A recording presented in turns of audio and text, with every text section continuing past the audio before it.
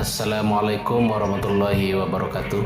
Selamat berjumpa saudaraku semua.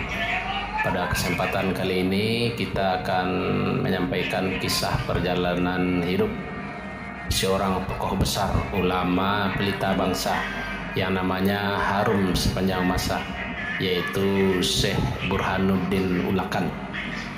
Bagaimana perjuangan, apa saja warisan kebaikan dan ilmu yang beliau tinggalkan untuk kita. Mari kita simak bersama kisah lengkapnya sampai selesai. Semoga kita bisa mengambil banyak pelajaran dan manfaat dari kisahnya.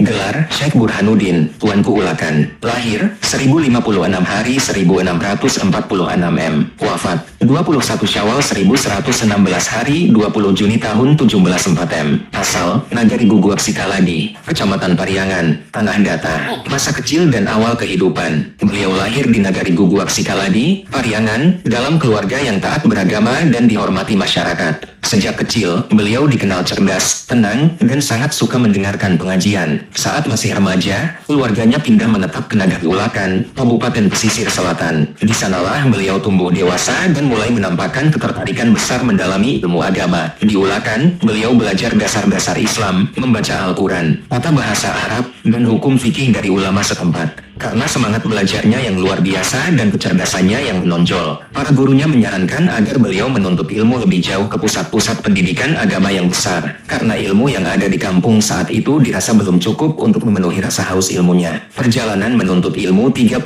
tahun lamanya. Sekitar tahun 1073 hari 1662 M, beliau berangkat dari Ulakan menuju Aceh. Saat itu, Aceh adalah pusat ilmu pengetahuan Islam terbesar di Nusantara, tempat berkumpul ulama-ulama besar dari seluruh dunia. Di Aceh, beliau berguru kepada ulama terbesar saat itu, Syekh Abdurrauf Al-Singkili. Di bawah bimbingan beliau, Syekh Burhanuddin mendalami fikih, usul fikih, tafsir Al-Quran, hadis, ilmu kalam, tasawuf, dan tarekat syatariyah, bahasa Arab, sastra, dan berbagai cabang ilmu agama lainnya. Dalam masa 30 tahun ini, beliau juga sempat menunaikan ibadah haji ke Mekah dan Madinah, serta berkelana ke India untuk menambah wawasan dan berguru kepada ulama di sana. Namun, pusat pendidikan dan tempat tinggal utamanya tetap di Aceh, di mana beliau menyelesaikan seluruh jenjang ilmu dan mendapatkan ijazah lengkap serta wewenang mengajar dari gurunya. Disinilah nama beliau berubah dari Pono menjadi Syekh Burhanuddin, tanda keunggulan ilmunya yang diakui luas. Sekitar tahun 1103 hari 1692 M, setelah menguasai semua ilmu dan siap berdakwah,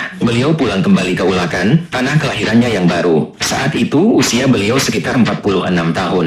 Keluarga, istri dan anak. Setelah menetap kembali di Ulakan, beliau menikah dengan Siti Aminah, wanita terhormat dari keluarga alim di sana. Dari pernikahan ini, dikaruniai 4 orang anak. Puanku nan Renceh meneruskan dakwah, menjadi ulama besar penerus jejak ayah. Puanku Gadang ulama pengajar di sekitar Ulakan dan pesisir selatan. Siti Hafsah. Siti Khadijah. Semua anaknya tumbuh dalam lingkungan ilmu, dan keturunannya masih ada hingga kini, tersebar di Sumatera Barat. Peran besar dalam pengembangan agama Islam di Minangkabau dan Sumatera Barat. Setelah pulang, Syekh Burhanuddin Ulakan menjadi tokoh paling berpengaruh dalam penyebaran dan pemantapan Islam di Tanah Minang. Peran beliau sangat besar, terbagi menjadi beberapa poin utama. Mendirikan pusat pendidikan agama besar. Beliau membangun Surau Ulakan yang menjadi pusat ilmu pengetahuan terbesar di Sumatera Barat saat itu. Ribuan murid datang dari seluruh penjuru Minangkabau, bahkan dari daerah lain di Sumatera. Di sana diajarkan lengkap Al-Quran, fikih, tasawuf, dan cara hidup beragama yang benar. Surau ini menjadi cikal bakal sistem pendidikan agama tradisional Minangkabau yang bertahan ratusan tahun.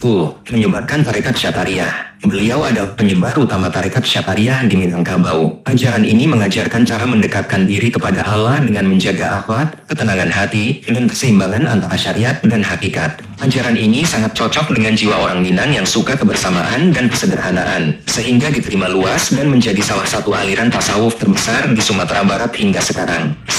Menyusun dan mewariskan kitab karya. Beliau menulis banyak kitab dan risalah agama dalam bahasa Arab dan Melayu, antara lain Risalah Tauhid, Risalah Fikih Ibadah, Kitab Akhlak, Syarat-syarat Tarekat Syatariyah, Kitab-kitab ini menjadi pegangan utama ulama dan masyarakat Minang selama berabad-abad, menjadi panduan hidup beragama yang jelas dan mudah dipahami. 4. Menyelaraskan Islam dengan adat Minangkabau. Ini jasa terbesar beliau, memadukan ajaran Islam dengan adat istiadat setempat tanpa menghilangkan hakikat keduanya. Beliau mengajarkan adat basandi syarat basandi kitabullah. Beliau menjelaskan bahwa adat yang baik, yang tidak bertentangan dengan Islam, harus dijaga dan dijalankan. Hal ini membuat Islam diterima dengan sangat damai, tanpa pertentangan, dan tumbuh menjadi identitas utama orang Minangkabau. Beliau mengubah banyak kebiasaan lama yang bertentangan agama menjadi yang sesuai syariat, tapi tetap menjaga nilai luhur budaya. 5. Membentuk generasi ulama penerus. Murid-murid beliau tersebar ke seluruh daerah, Priangan, Agam, Tanah Datar,